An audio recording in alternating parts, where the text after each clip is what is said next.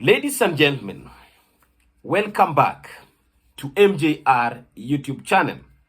After that period of time without any production.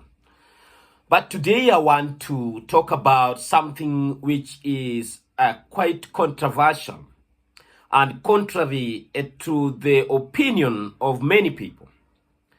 As much as we talk about 2027 presidential election, because that is where our focus is as a nation, we are speaking about a number of things. And when we talk about that election, we are trying to look into ways of fixing the nation, our mother Kenya. We don't just go to the election because it is an election cycle. It is because we want to fix some things, or there are some of the things we want to achieve. And some of those is economical liberation, human rights, security, health, education, many agriculture or food security. Those are the things we target with the election. And we elect a leader whom we see as a potential of our success. A leader who has a vision and a manifesto that encompasses our dream.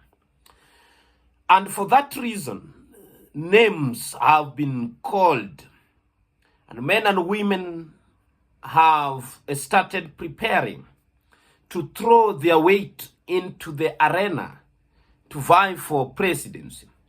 But one man, Fred Matiangi's name, has been invoked times without number.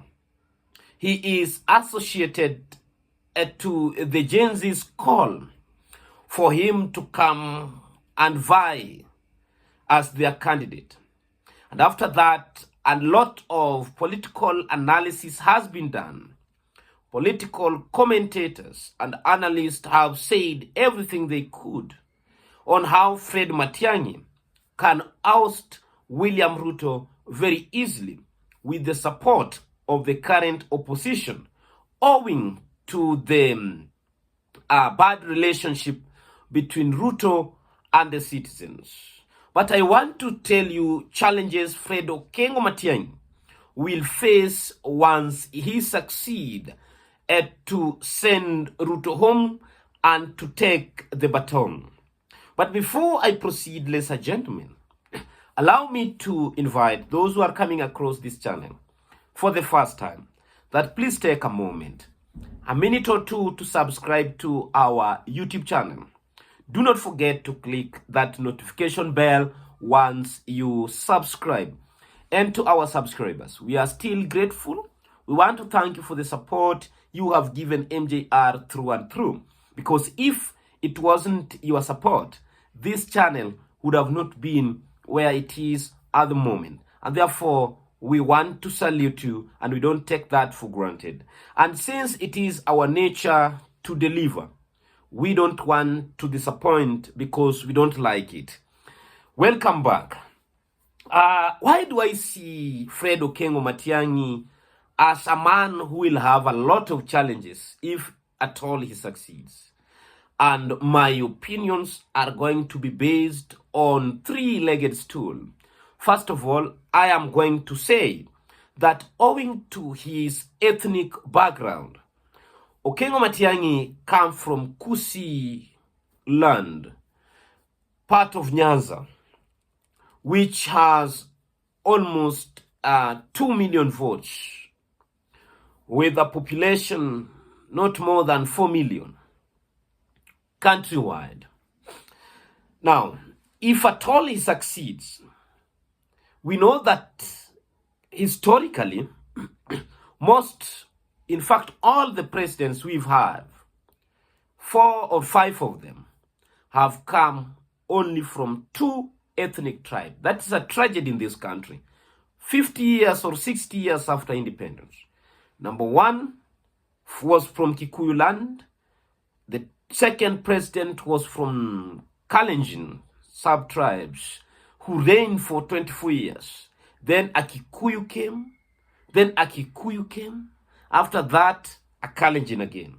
So Matiangi will be the first person to clinch that seat out of those two ethnic tribes. He will make a legacy.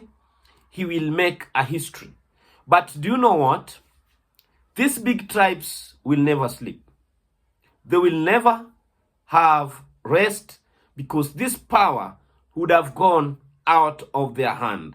So that one alone, looking at Matiangi's ethnic tribe, he will have a very, very, very hard time owing to the ethnicity, how we glorify our tribes in this country, how nepotism and tribalism have marred the public sector employment.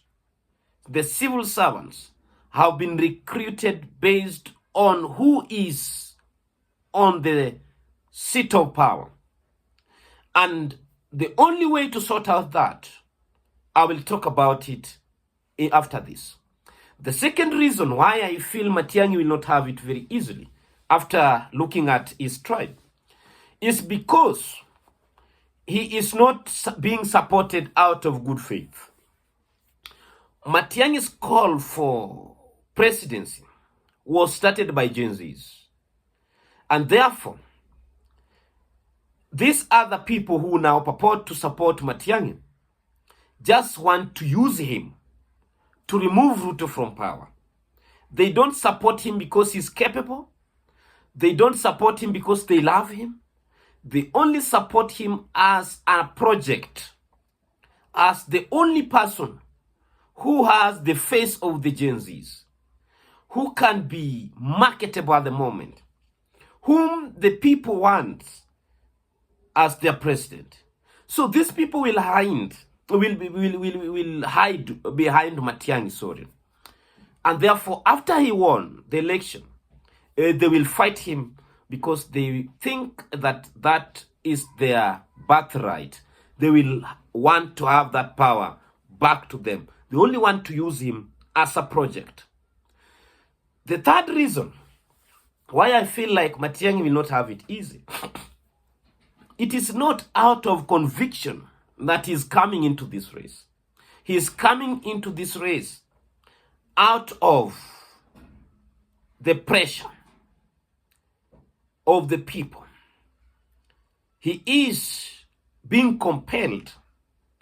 He is answering to the call of the people to come and change this country, to come and rewrite the history of Project Kenya. These three things is enough to tell you that Matiangi is going to be challenged.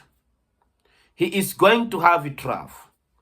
If William Ruto, a man who defied all the odds to win election against the two big families, the Kenyattas and the Odingas combined, a man who was seen as the representative of the hustlers, a man who had mastered the language of the people, a man who sold hope to the hopeless, that it is the dynasty versus the hustlers, has been abandoned midway.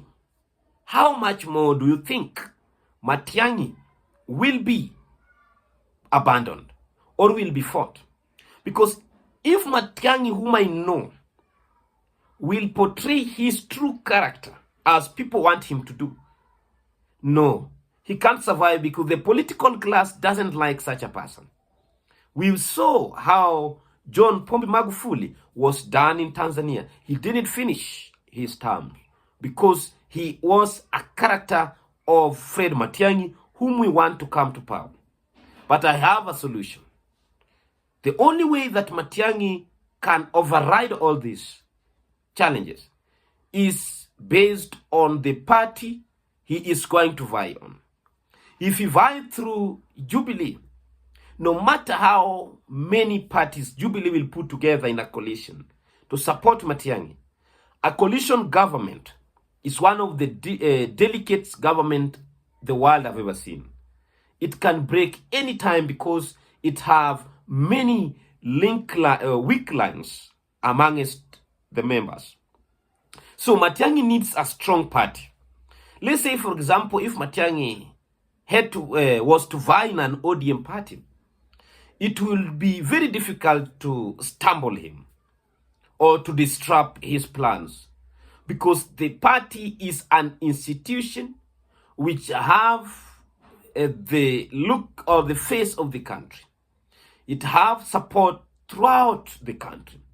So such an institution, if it supports one to the presidency, then that person will answer to the policies of the party and to the call of the highest office. He will not be pushed or be controlled by somebody, because he will be the candidate of the party, and the party have support base across the country without looking into someone's ethnicity. It defies ethnicity. So that is the only way Matiangi can survive. But without a strong party and a strong support around him, no. Matiangi cannot depend on Mount Kenya politics, votes, to have a strong government in 2027.